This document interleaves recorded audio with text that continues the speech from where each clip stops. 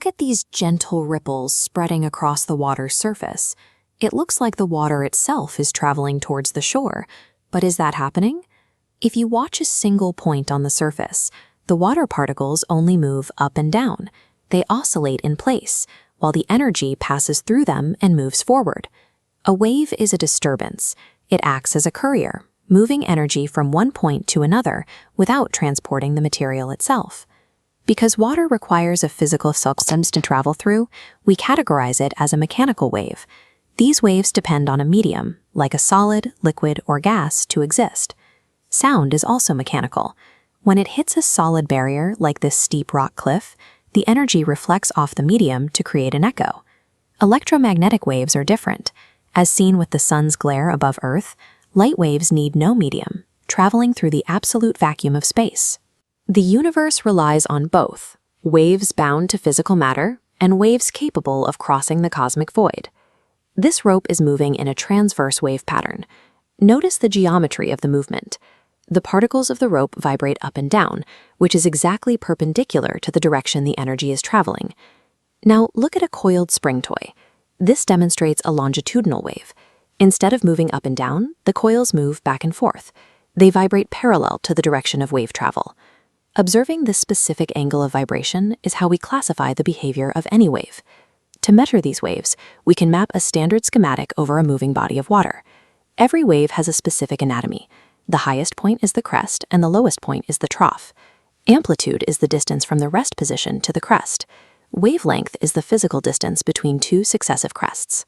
By identifying these dimensions, we can use a universal equation to predict how fast a wave is moving. Let's apply this. A fisherman counts 10 wave crests passing his boat in 20 seconds. If the distance between two crests is 4 meters, we have everything we need to find the speed. First, we find the frequency. Dividing the 10 waves by 20 seconds gives us 0.5 hertz, or half a wave per second. Next, we multiply that frequency by the 4-meter wavelength. This gives us a wave speed of 2 meters per second. Once broken down into these components, we can mathematically model the behavior of the water.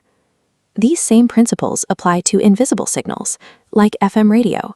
Here is the data: a broadcast frequency of 90 megahertz and the speed of light at 3 × 10⁸ meters per second. To find wavelength, convert units and rearrange the formula. Pause the video now and try the calculation yourself.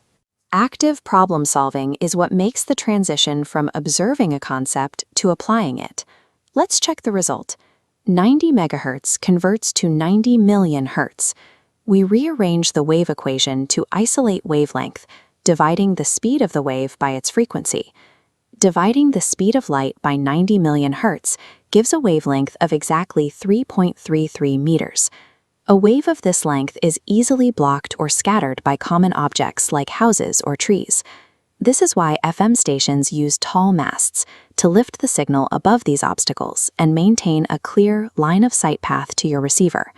This matrix summarizes the core properties we've covered.